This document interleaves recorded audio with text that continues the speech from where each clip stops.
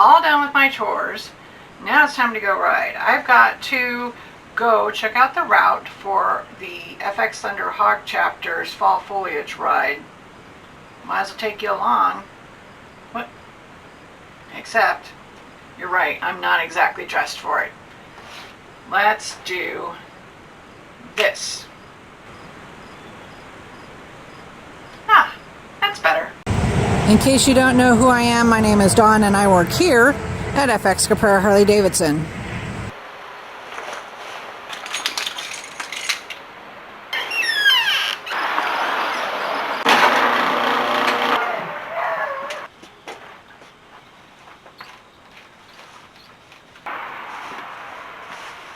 Let's go. Ready when you are, brother. Let her back.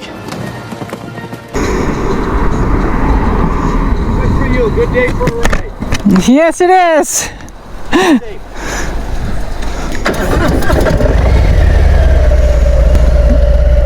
Picking you up in the little hamlet of Long Lake.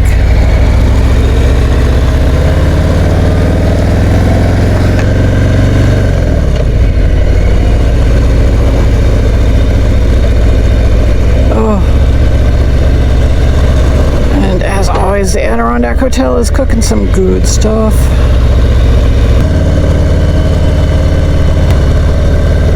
Riding alone.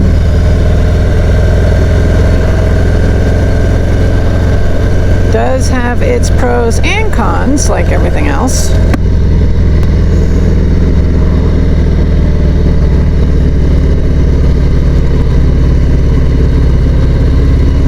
The pros are I can stop whenever I want. I can stop for whatever reason I want. I can stop and take pictures like I did in Tupper Lake.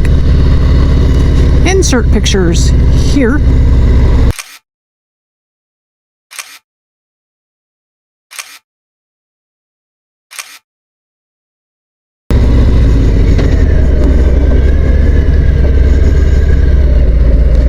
This is a shop I keep meaning to stop at, but I do need to find these falls so I can get back. Because, obviously, I don't have a group with me.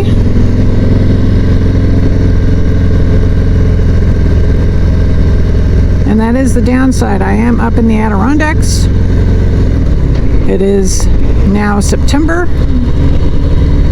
And things can change up here pretty fast. So I did pack with me my chaps hoodie, winter gloves instead of my summer gloves that I am currently wearing. Even though it is warm today, they are saying it's supposed to get down to the 40s tonight at my house, so that means it's going to be probably even colder up here.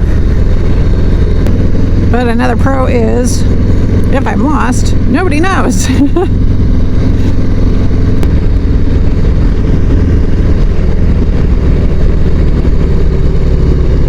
Yep, there it is.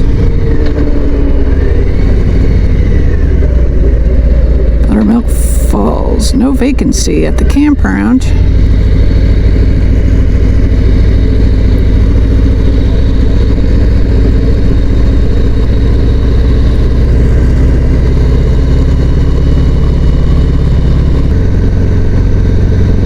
So I am scouting this out for our H.O.G chapter's upcoming fall foliage ride.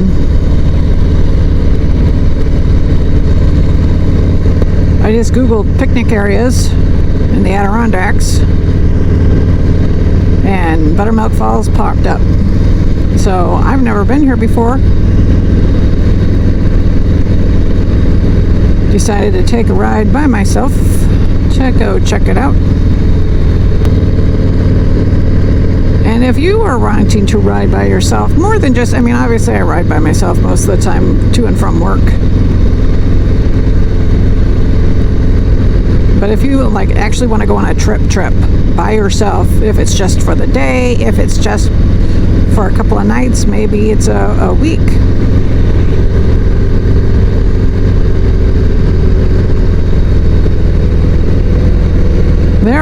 couple of tips that you'll want to follow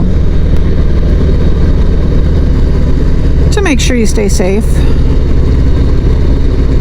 to make sure you get where you want to go, and then get back. Oh, this is like super pretty.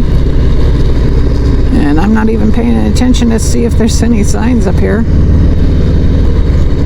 What's this? Buttermilk Falls. Well, it looks like I'm walking.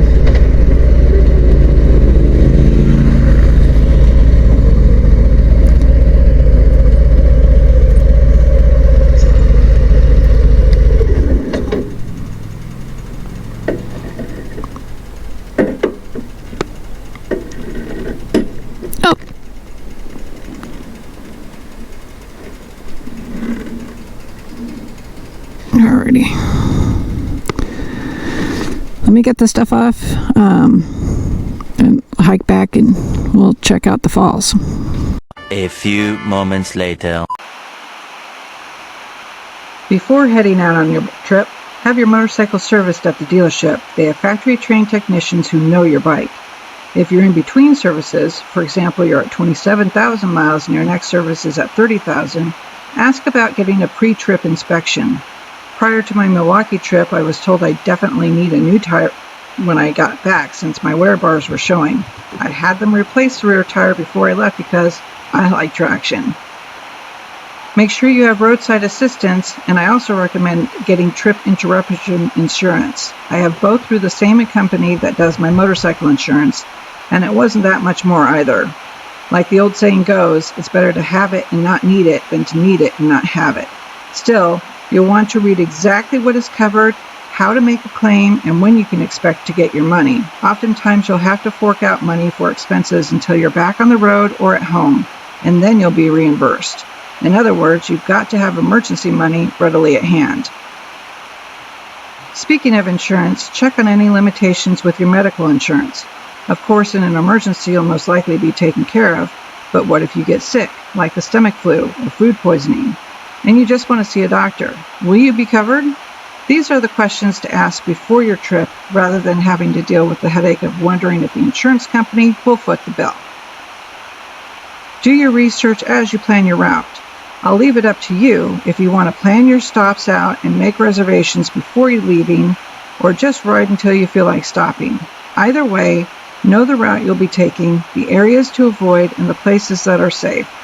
Personally, I plan out about 8 hours between stops on the map, so research the places to stay. Since I have rewards points with Best Western, I'll look to see if they've got one in that area. Then I'll research that hotel in particular, poring over the guest reviews to get a sense of the area. Pack light. Take what you need, but don't go overboard. That dress or heels you plan on wearing that one special night, leave them at home. Use pieces that go with several outfits: jeans, riding pants, moisture-wicking tops, cardigan or sweatshirt, flats for when you're off the bike. Leave room in your bag for the souvenirs you want to bring home. And during the trip, eating lunch or dinner, I like to sit at the bar, if there is one, so I can engage in conversation, usually asking more questions than I'm answering. But even so, typically I don't speak to anyone unless I'm spoken to. I don't reveal I'm traveling alone or where I'm staying, and I don't drink excessively, preferring to keep my senses intact. You'll definitely want to keep your head up. Now is not the time to bury your face in a smartphone. Look up, look around, and know what's going on around you. Off the bike, walk with your shoulders square and a confident stride. Your body language sends lots of information out into the world, so you'll want to project confident strength. Most important, have a plan A, plan B, and plan C, so that way you can keep moving. Plan A is what will most likely happen most of the time, but if something goes wrong, you don't want to waste precious time trying to figure out what to do next. You'll want to have a plan B, salvaging what you can to keep going or to get back home. On my way to Milwaukee, I stopped to refuel in Ohio, only to find the power out, so gas stations didn't have a way to pump fuel. I got back on the interstate to the next exit, only to find the same thing. I wasn't desperate for gas. My gas light wasn't on, but it would be soon. Nothing left to do but get back on the interstate to the next exit.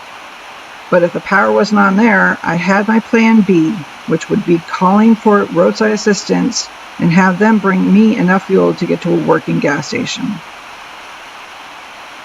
Jewelry is something else to consider.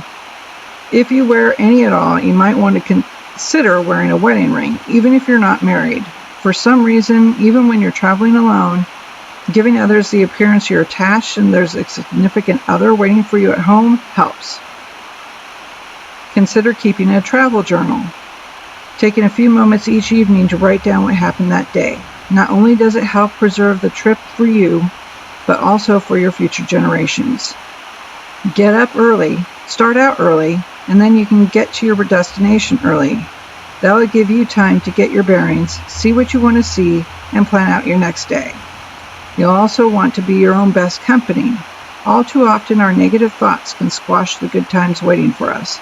Be nice to yourself, relax, and have a good time. And of course, the obvious, safeguard your credit cards, cash, and travel documents, driver's license, passport, ID. Never ever flash wads of cash around, and you'll want a way to shut off your cards should they come up missing, through an app on your smartphone or have your bank's phone number handy. Last but not least, trust your instincts and act on them. If something seems out of place or you're feeling threatened, please seek help immediately. Many times women have went along when their gut has told them not to, just because they didn't want to seem rude, and that's exactly what the perpetrator is counting on. The kindness of strangers is also a real thing, so I'm not saying that you should shun everyone you meet. Just be aware of your surroundings, your own personal limits, and know when and how to get help should you need it. The best travel advice I have for you is to be the type of traveler you'd like to meet in your own hometown. Kindness, respect, and a smile go a long way.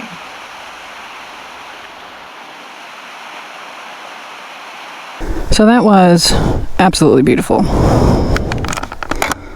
Here we go. And it's 4 o'clock. I really let the time get away from me. The sun is starting to set.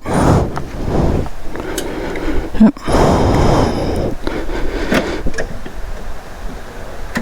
There we go. If she won't start, she's in gear.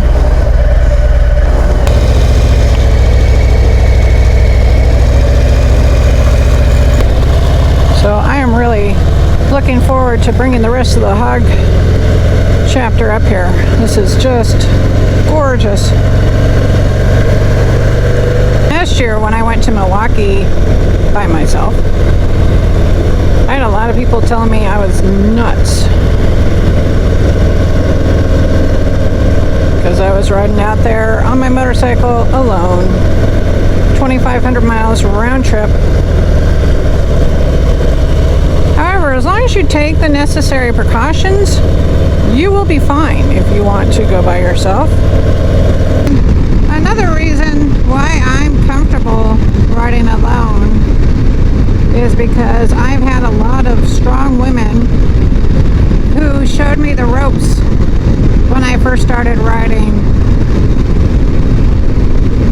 In Atlanta, that was Val, Hollywood, Fashion. Hey guys, what's up? Miss you. Oh, look at this road.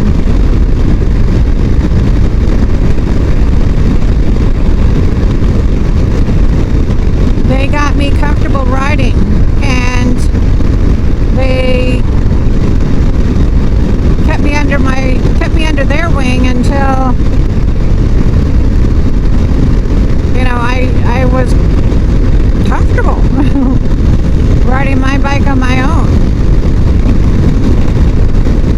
They believed in me, and then that let me believe in myself. And then when I moved back up to northern New York, it was Queen Mother, Martha, Black Widow,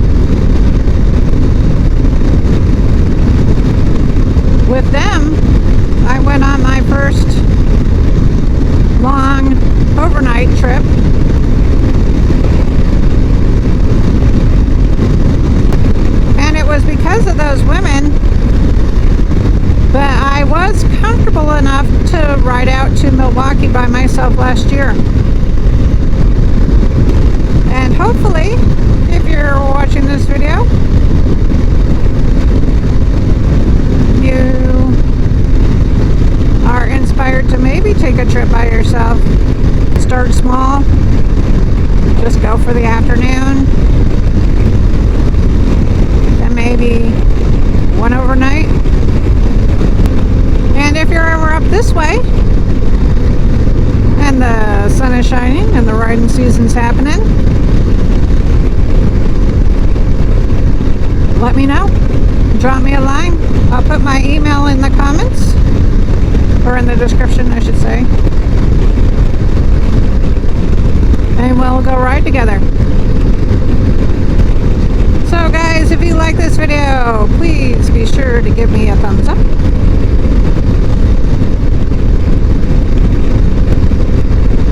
If you'd like to see more, please hit that subscribe button. And if you want to be notified when I upload new content, be sure to hit that bell. Ding!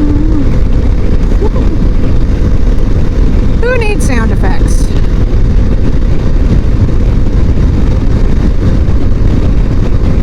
Until the next time, guys, I hope you're staying safe, having fun, riding when you can.